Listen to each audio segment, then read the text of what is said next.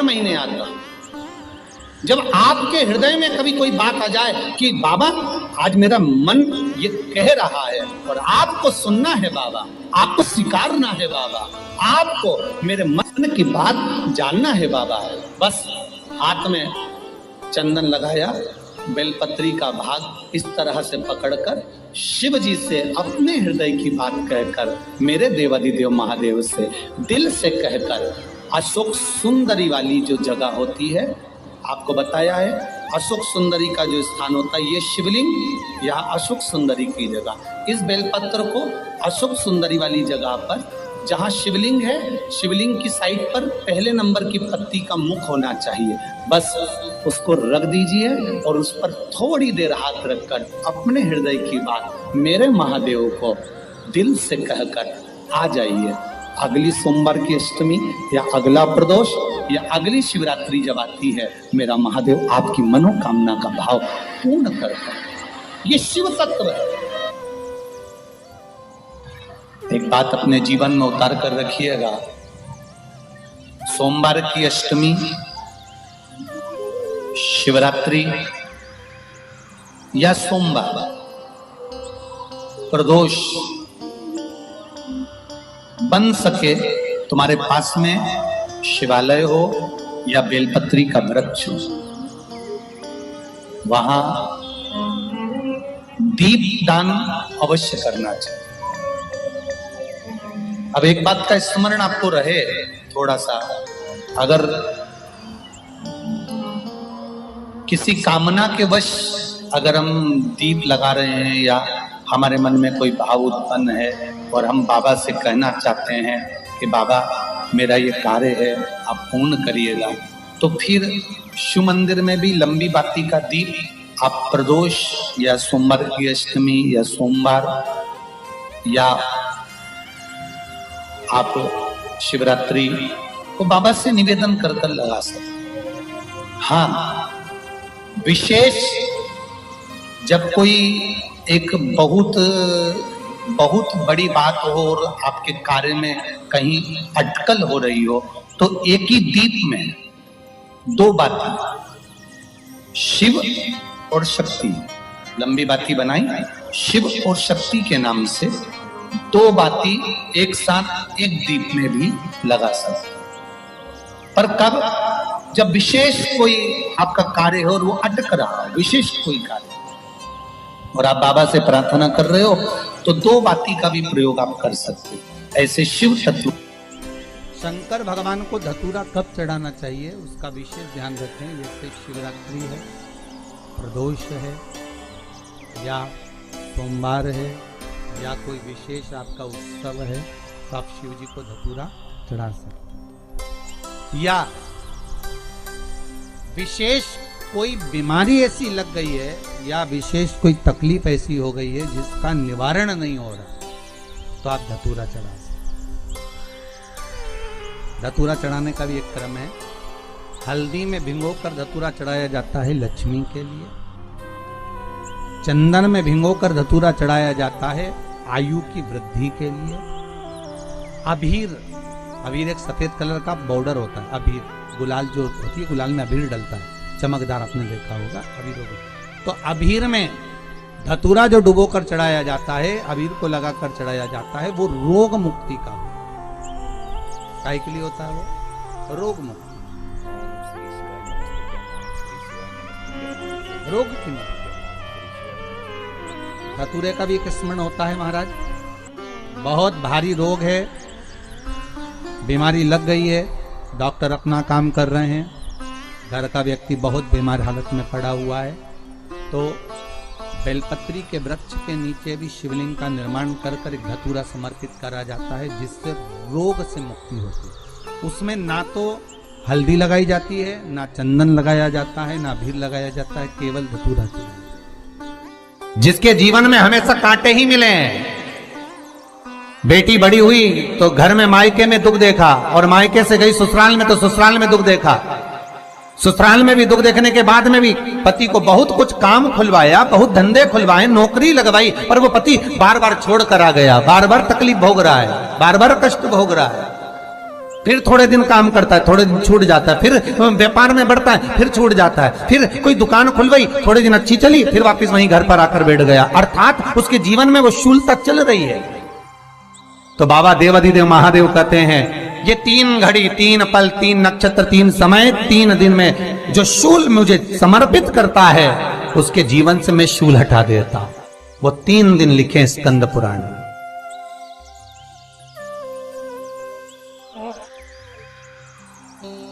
महाराज, बैसाख महीने में जो प्रदोष आती है, बैसाख के महीने में बहुत ध्यान से सुनना भाई, जो अपनी जिंदगी से बहुत तंग आ गए हो, परेशान हो गए हो, कष्टमय जीवन जी रहे हो, बहुत दुखी हो गए हो, उनके लिए ये स्कंद पुराण का चरित्र फिर मिले ना मिले, आप प्रेम से सुन लो भाव से।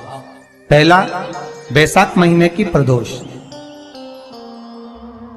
चाहे वो शनिचरी प्रदोष हो, चाहे रविवार की हो, सोमवार की हो, मंगल की हो, बुधवार की हो, गुरुवार की हो, शुक्रवार की हो, शनिवार की हो, कोई भी वार की हो, पर बैसाख महीने की प्रदोष, प्रदोष काल में शाम का समय सूर्य डूब रहा हो, बस डूबा ही हो, और उस समय पर सूर्य के डूबन के तुरंत बाद बाबा को धतूरे के साथ में बेलपत्री ना चढ़ाते हुए बेलपत्री के वृक्ष के 7 कांटे बाबा के शिवलिंग पर समर्पित करे जाते हैं महाराज, अपनी जिंदगी में अड़चनों को हटाने के लिए। फिर आप जिस व्यापार में उतरे, जिस व्यवसाय में उतरे, जिस नौकरी में उतरे, आप दिल से करें, आपको तरक्की मिलेगी। आप हार नहीं सकते, नीचे नहीं आ सकते, उन्नति पर ही चढ़ेंगे। एक वैशाख मास की प्रदोष, दूसरा शिवरात्रि के दिन मध्याह्न का समय। महाराज, जो बड़ी शिवरात्रि होती है माघ की, बड़ी शिवरात्रि के अंतर्गत मध्याह्न का समय, दोपहर के ठीक 12 बजे, चाहे फिर वो कोई भी दिन हो महाराज, शिवरात्रि जिस दिन पड़ रही हो,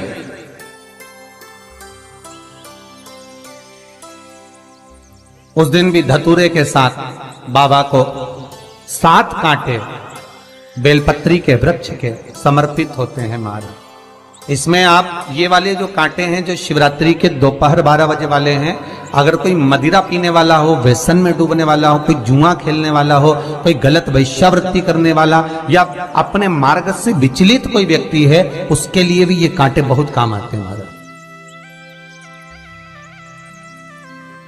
दूसरा, पार्वती, तेरे द्वारा तेरे नयन अश्रु से जो प्रगटा हुआ बेल का वृक्ष है, द्वितीय शूल मैं वहां धारण करता हूं। तृतीय शूल, तीसरा शूल जो वर्णन करा गया महाराज, भगवान श्रावण के महीने में जो भी दूसरा सोमवार पड़े, जो भी पड़े, श्रावण के महीने का जो दूसरा सोमवार होता है, उस दूसरे सोमवार में रात्रि के समय पर, अर्थात शास्त्र अब घड़ी और पल का स्मरण करेंगे तो रात्रि के बजेंगे 10 से 12 बजे महाराज, 10 से 12 के बीच में धतूरे के साथ बाबा को शूल समर्पित होता है महाराज। ये भी हमारी बाधाओं को, हमारी तकलीफों को, व्यापार व्यवसाय के लिए, नौकरी सर्विस के लिए, बहुत सारे एग्जाम में आप बैठ लिए, गवर्नमेंट एग्जाम के लिए बैठ लिए, नहीं हो रहा, ये 3 बार मेरे शंकर को बेलपत्री के वृक्ष के शूल समर्पित होते हैं, उसका आनंद पाना और उससे अपने को सुख प्राप्त करना।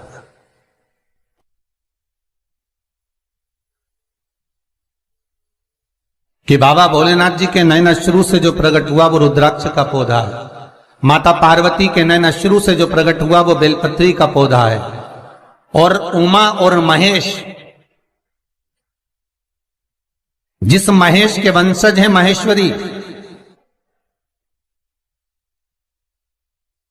जिनकी 12 खाम प्रगटी है भगवान महेश के द्वारा,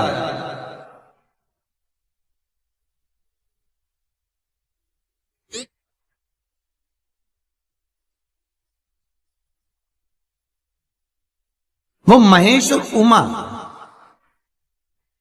उमा और महेश का जो चरित्र है कि उमा और महेश का जब प्रागट्य हुआ, उमा और महेश जब दोनों आनंद में विभोर होकर जब चलते हैं और दोनों के बैठने से तप मुद्रा से जो पौधा उत्पन्न होता है वो शमी का पौधा है।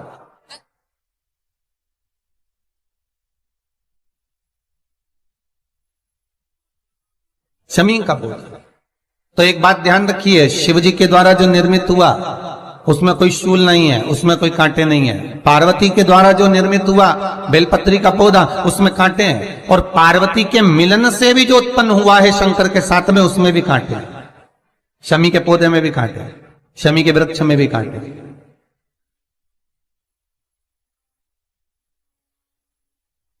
तो पार्वती जी स्कंद पुराण में प्रश्न कर रही हैं भोलेनाथ जी से कि प्रभु मुझे ये बताओ कि आपके द्वारा जो निर्मित हुआ उसमें शूलता नहीं है,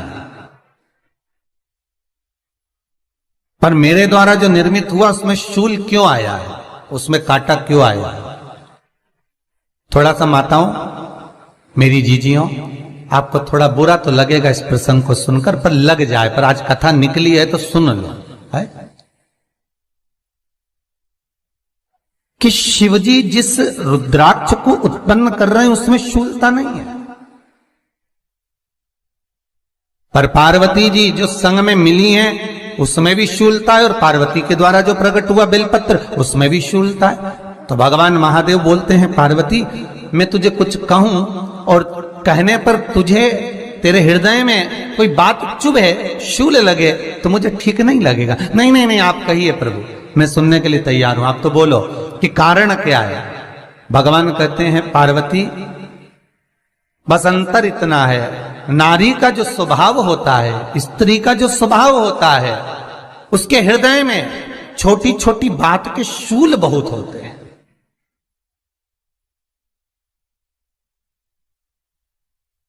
जेठानी ने यह कह दिया, देवरानी ने यह कह दिया, तुम्हारी मम्मी ये बोल दी, तुम्हारे पापा ने ये कह दिया, तुम्हारी बहनों ने ये कह दिया, तुम्हारे भाई ने ये कह दिया, तुम्हारे रिश्तेदार ने ये बोल दिया। ये नारी के भीतर ये शूलता रहती है।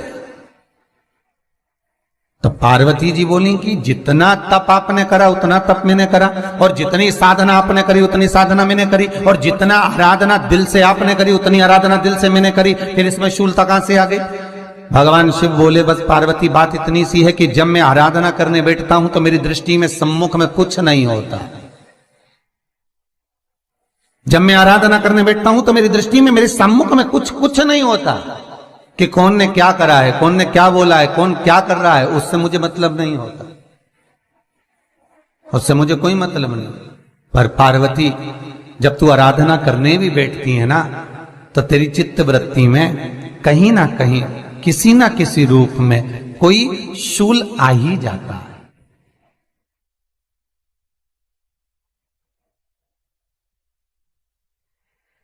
कई माताओं की आदत देखी साहब, भगवान की सेवा करने बैठी है तो भी भीतर थोड़ा सा शूलता भरी हुई है। महाराज बताओ, इतने सारे भगवान इकट्ठे कर लिए, मैंने बोला था बहू से कि वहां रख लेती है, बताओ इतने सारे यहां पर लाकर रख दिए हैं, अब इसकी सेवा करना पड़ रही है, अब ये करना पड़ रहा है। प्रसाद लेने के लिए रसोई घर में गई, भगवान का भोग लगाने के लिए, तो उसमें भी शूलता आ गई। इतने घंटों से मैं सामान ढूंढ रही, फ्रिज में मिल ही नहीं रहा, मैंने रख के गई थी, भगवान जाने कहां चले गए। भगवानों को वस्त्र पहना रही है तो शूलता है। अलमारी का ड्रॉज खोला, इसमें मैंने सामान रखा था, ना जाने भगवान का श्रृंगार कहां चले गया, कौन ने हाथ लगाया, फिर शूलता आ गई। भोजन करने बैठे तो शूलता है, कोई कार्य के लिए जा रहे हो तो शूलता है। अर्थात कहीं ना कहीं नारी के जीवन में शूलता बनी हुई है। और पार्वती, जब तुम भजन करो, तप करो, साधना करो, भक्ति करो, उसमें शूलता नहीं होना चाहिए। श्री शिवाय नमस्तुभ्यम ओम श्री शिवाय नमस्तुभ्यम ओम श्री शिवाय नमस्तुभ्यम ओम श्री शिवाय नमस्तुभ्यम ओम श्री शिवाय नमस्तुभ्यम ओम श्री शिवाय। पार्वती जी ने कहा, भोलेनाथ तो क्या आप मुझे स्वीकार नहीं करेंगे बेलपत्री के रूप में? क्या मुझे स्वीकार नहीं करेंगे शमी पत्र के रूप में? पद्म पुराण, स्कंद पुराण, लिंग पुराण, नर्मदा पुराण और शिव महापुराण, ये सारी पुराणे वर्णन करती है। पार्वती जी का खंड आनंद वर्षित कर रहा है, वर्णन कर रहा है, पार्वती खंड वर्णन कर रहा है। सती खंड वर्णन कर रहा है, उमा संहिता वर्णन कर रही है।